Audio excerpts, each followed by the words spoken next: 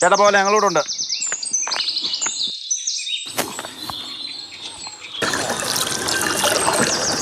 പൊതുഖജനാവിൽ നിന്ന് 12.5 കോടി രൂപ മുടക്കി പണിത ഷാർങ്ങരക്കാവ് പാലം കാണാനാണ് ഈ വള്ളത്തിൽ കയറി പോകുന്നത്.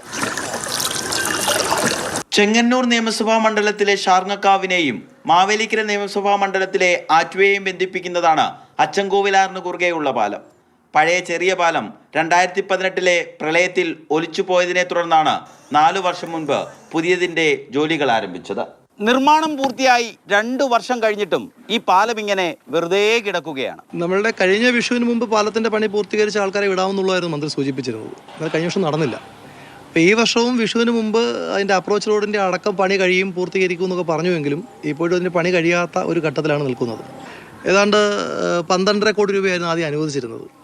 രണ്ടാമത് അതിൻ്റെ വസ്തുവുമായിട്ടൊക്കെ ബന്ധപ്പെട്ടുകൊണ്ട് വീണ്ടും നഷ്ടപരിഹാരത്തിൻ്റെ തുക വർദ്ധിപ്പിച്ച് അത് 15.5 കോടിയായി ഉയർത്തിയിട്ടുണ്ട്. അപ്പോൾ നിലവിൽ അതിൻ്റെ അപ്രോച്ച് റോഡുമായി ബന്ധപ്പെട്ട് ഏറ്റെടുത്ത ഭൂമിയുടെ വിലയിലുണ്ടായ വർധന, ഏതാണ്ട് സെൻറ്റിന് 1.5 ലക്ഷം രൂപയ്ക്ക് താഴെ മാത്രമുള്ള വസ്തുവിന് 7.25 ലക്ഷം രൂപ നഷ്ടപരിഹാരം കൊടുക്കുന്ന രീതിയിലേക്കൊരു വലിയ ക്രമക്കേട് കൂടി ഇതിൽ നടന്നിട്ടുണ്ട്. അതാണ് ഇത് താമസിക്കാനുള്ള പ്രധാന കാരണം. അപ്രോച്ച് റോഡിനായി ഉയർന്ന വിലയ്ക്ക് സ്ഥലം വാങ്ങിയതിനെതിരെ നാട്ടിലെ ചിലർ കോടതിയെ സമീപിച്ചിരുന്നു. ഈ പാലം വെൺമണി ഭാഗത്തു നിന്ന് ആറ്റു ഭാഗത്തേക്ക് പോകുമ്പോൾ പാലത്തിന് വലത്തോട്ട് ഒടിവുണ്ട്. ആ വലത്തോട്ട് ഒടിച്ച പാലത്തിൻ്റെ പ്രധാനപ്പെട്ട സ്ലാബ് അത് കഴിയുമ്പോൾ അപ്രോച്ച് റോഡിന് ഇടത്തോട്ട് ഒടിവാണ്. ആ ഇടത്തോട്ടുള്ള ഒടിവ് മാറ്റി ആ നേർരേഖയിൽ ആ അപ്രോച്ച് റോഡ് പോകാനുള്ള വസ്തു അവിടെ ഉണ്ട്.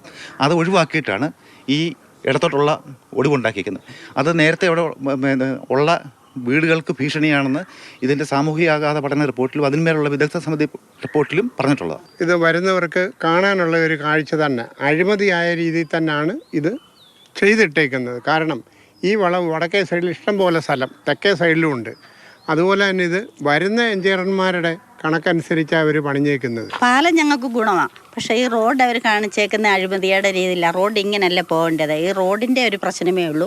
പാലം ഞങ്ങൾക്ക് ഗുണമായിട്ടാണ്, ഈ റോഡ് ഞങ്ങൾക്ക് ശരിയല്ല. പ്രശ്നങ്ങളെല്ലാം ഉടൻ പരിഹരിക്കുമെന്നാണ് ഔദ്യോഗിക വിശദീകരണം. സ്വയം അധ്വാനിച്ചുണ്ടാക്കിയ പണം ചെലവഴിക്കുമ്പോഴുള്ള അപ്രോച്ച് ആയിരിക്കില്ലല്ലോ ഖജനാവിലെ പണം ചെലവഴിക്കുമ്പോൾ ഉദ്യോഗസ്ഥർക്കും ജനപ്രതിനിധികൾക്കും ഉണ്ടാകുക. രഘുനാഥ് നാരായണൻ, മാതൃഭൂമി ന്യൂസ്, ആലപ്പുഴ.